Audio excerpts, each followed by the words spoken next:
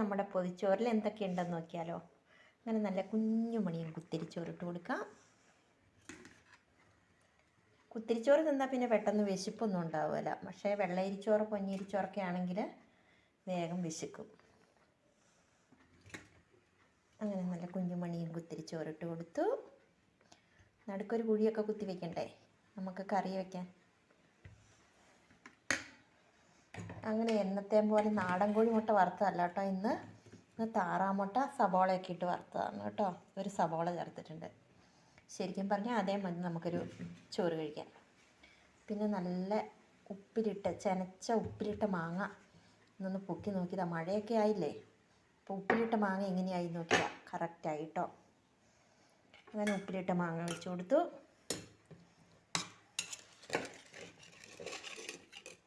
പിന്നെ നല്ല കാന്താരിയും ചെറിയുള്ളിയും പുളിയും കൂടെ ചതച്ചെടുത്തത് വെളിച്ചെണ്ണയ്ക്കകത്ത് അതും വെച്ച് കൊടുത്തു. പിന്നെ പച്ചമീൻചാട്ടം നമ്മുടെ വഴിക്കേ ഇപ്പോൾ ഇല്ല കേട്ടോ.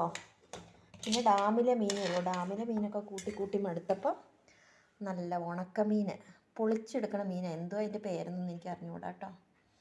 അങ്ങനെ ഉണക്കമീൻ സവാളയും കൂടി വറുത്തത് വെച്ച് കൊടുത്തു.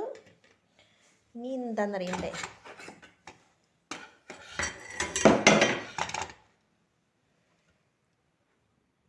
നല്ല കപ്പളങ്ങ മെഴുക്ക് വരട്ടി വെച്ചതാണ് കേട്ടോ. എനിക്ക് ഒത്തിരി ഇഷ്ടമുള്ളൊരു കറികളാണ് എല്ലാം. നമ്മൾ വിഷമൊന്നും അടിക്കാത്ത സാധനമല്ല, പിന്നെ നമ്മുടെ വീട്ടിൽ തന്നെ ഉണ്ടാകുന്ന സാധനമല്ലേ. അങ്ങനെ കപ്പളങ്ങ മെഴുക്ക് വരട്ടിയും വെച്ച് കൊടുത്തു. പിന്നെ എന്താണെന്നറിയോ, നല്ല തക്കാളിപ്പഴം കറി.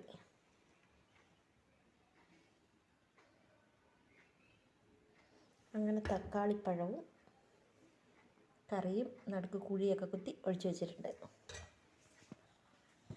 അപ്പോൾ ഇന്നത്തെ പൊതിച്ചോറിൽ എന്തൊക്കെയാണെന്ന് നോക്കിയാലോ.